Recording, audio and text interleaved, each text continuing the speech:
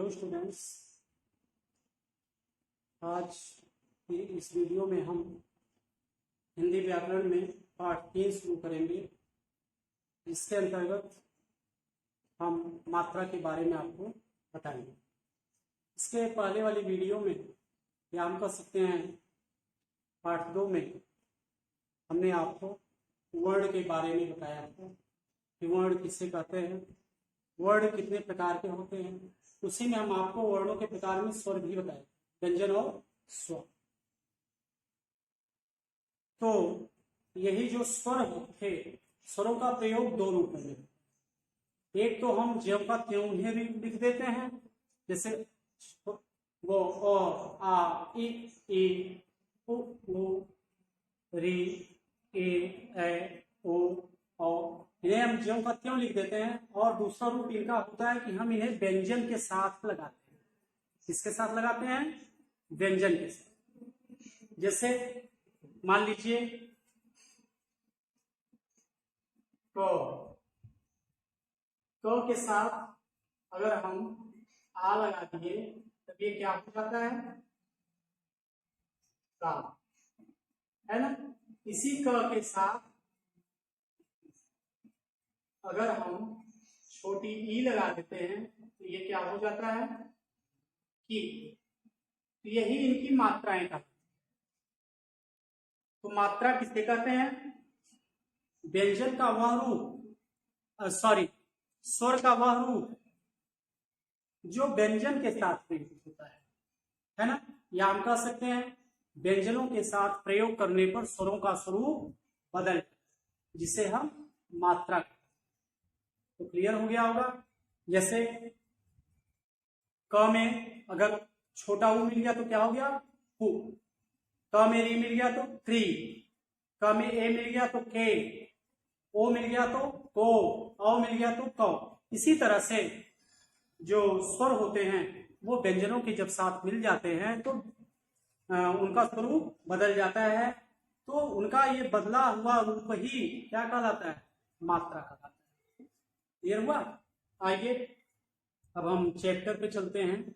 Chapter का नाम क्या है? मात्राएं। चैप्टर का नाम क्या है? मात्राएं। पढ़िए इसको।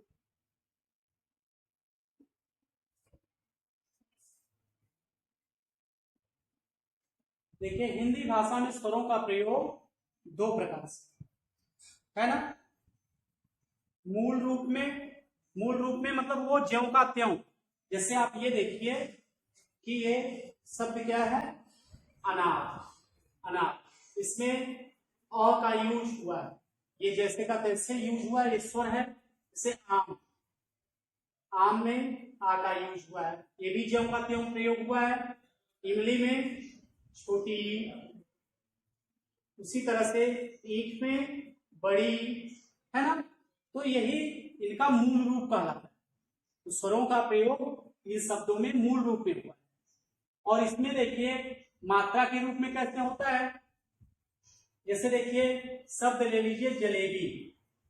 क्या है? जलेबी। अब ये ज और ल में क्या मिला हुआ है? ए। क्या मिला हुआ है? ए।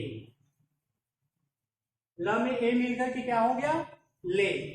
जैसे ल में ए मिला तो क्या हो गया? ले। उसी तरह से ब में क्या मिला? बड़ी। ये क्या बना? बी। क्या बन गया? बी। तो वही ये देखिए, इसमें ल भी व्यंजन है, ब भी व्यंजन है। ल के साथ ये स्वर मिला तो इसके रूप में परिवर्तन हो गया। अब ये ए अपने मूल रूप से न होकर के किस रूप में चेंज हो गया? मात्रा के, है ना। तो इसी को कहते हैं मात्रा। तो आप ये जान लीजिए कि जो स्वर होते हैं वो हिंदी भाषा में 2 तरीके से यूज किए जाते हैं। एक तो वो अपने मूल रूप में मतलब ज्यों का त्यों लिख दिए जाते हैं, और दूसरा अपनी मात्रा के। तो हम कह सकते हैं कि जब स्वरों को व्यंजनों के साथ मिलाया जाता है तो उनका स्वरूप जो होता है वो मात्रा के रूप में हो जाता है। अब देखिए नीचे ये जो दिया गया है, तो कैमरा, केतली। इसमें आप देखिए त में क्या मिला हुआ है, ओ। त में ओ की मात्रा लगी हुई है, तब ये तोप हुआ।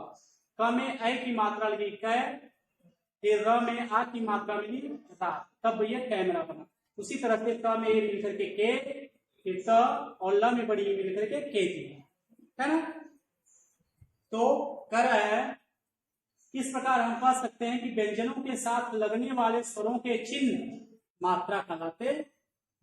व्यंजनों के साथ लगने वाले स्वरों के जो चिन्ह होते हैं वही क्या कहलाते हैं, मात्रा कहलाते हैं। अब ये देखिए, ये स्वर अ, एक बात ये जान लीजिए, जो स्वर अ होता है, अ की कोई मात्रा नहीं होती।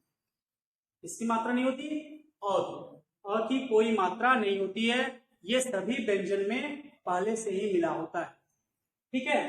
देखिए, जैसे अ की मात्रा कोई नहीं है, अब आधे क में अ मिला हुआ है, तब ये पूरा क है ना, इससे बना है कमल। उसी तरह से म में भी अ मिला हुआ है, ल में भी अ मिला हुआ है, ये सब मिलकर के कमल बना।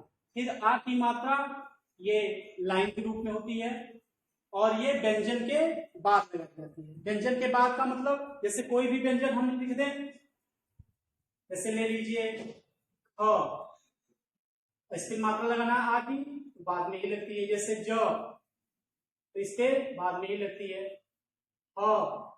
इसके बाद में। तो जो आ की मात्रा होती है वो व्यंजनों के बाद में लगती है। और देखिए, जैसे आधा क पे आ की मात्रा लगी, क्या बना, का से काम, है ना। फिर नेक्स्ट देखिए, छोटी की मात्रा, ये छोटी की मात्रा का चिन्ह है, और ये व्यंजन से पहले लगती है। मतलब जैसे ये देखिए, क के पहले लगी हुई है ना, इससे किताब बना। उसी तरह से बड़ी की मात्रा का चिन्ह ये है, और ये व्यंजन के बाद लगती है। जैसे देखिए, क में ई लगी, तो बड़ी की मात्रा लगी, तो क्या हो गया, की, से कील बना। उसी तरह से छोटा की मात्रा व्यंजन के, ये चिन्ह है उसका, मात्रा है, और ये व्यंजन के नीचे लगती है। जैसे क आधा क में ऊ मिला, कु होना, इससे कुत्ता। उसी तरह से बड़ा ऊ की मात्रा ये है, और उसके नीचे, ये व्यंजन के नीचे लगती है इस तरह से, और इससे बना है कु। फिर री की मात्रा ये होती है, और ये भी व्यंजन के नीचे लगती है। जैसे क में री की मात्रा लगी, त्रि हो गया, इससे कृषक बना। उसी तरह से ए की मात्रा ये है, ये ए की मात्रा है, और ये व्यंजन के ऊपर लगाई जाती है। ये देखिए, क के ऊपर लगी ए की मात्रा, इससे केला बना। और ऐ की मात्रा ये है, वो भी व्यंजन के ऊपर लगती है, इससे कैदी बना। और फिर नेक्स्ट नंबर पे आती है आपकी ओ की मात्रा, जो कि ये है, और ये व्यंजन के बाद लगती है। जैसे देखिए, क में ओ मिला, ओ से कोट बना, और औ की मात्रा ये है, और ये भी व्यंजन के बाद लगती है, जिससे ये कौवा शब्द बना। और देखिए, आपको जैसा कि हम पहले ही बताए, अ स्वर की कोई मात्रा नहीं होती है, यह व्यंजन में पहले से ही मिला होता है। जैसे कोई भी व्यंजन जो होता है वो आधा होता है, क्या होता है, आधा, जब उसमें अ लगता है। जैसे देखिए, क, ये जो हलंत इसको बोलते हैं, है ना, तो हलंत लगने से कोई भी वर्ण आधा हो जाता है। जब उसमें अ मिला तो वो पूरा क। उसी तरह से आधे च में अ मिला तो पूरा छ, आधे त में अ मिला तो पूरा, है ना। तो ये जान लीजिए, अ स्वर की कोई मात्रा नहीं होती, और जब वो किसी भी व्यंजन में मिल जाता है तब वो व्यंजन पूरा हो जाता है। आपका ये चैप्टर यही समझ खत्म हो गया। और नहीं, सॉरी, अभी और देखिए,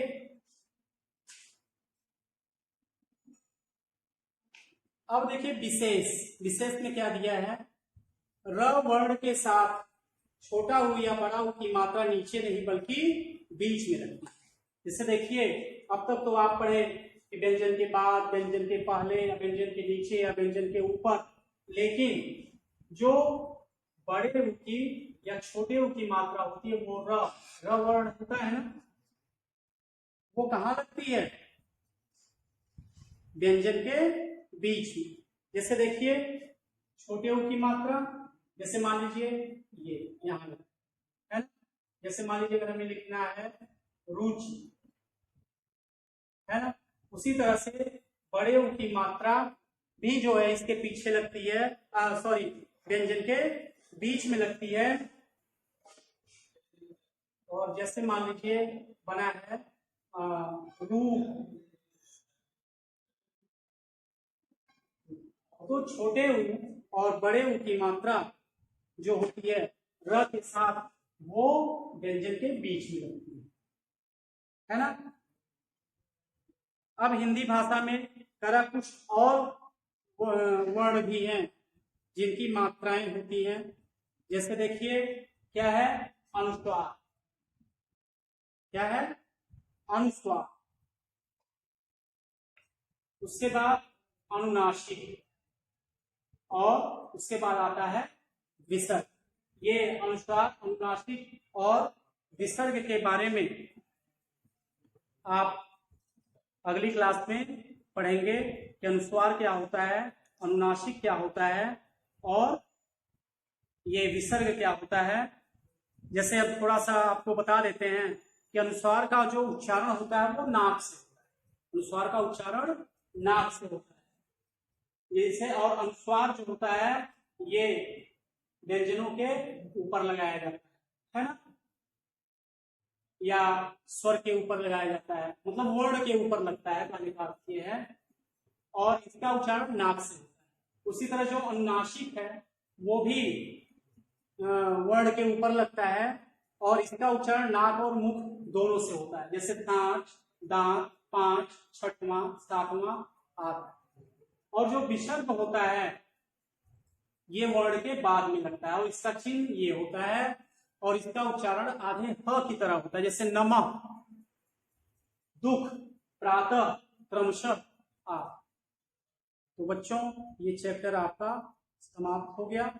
फिर मिलेंगे नेक्स्ट वीडियो में, तब तक के लिए धन्यवाद।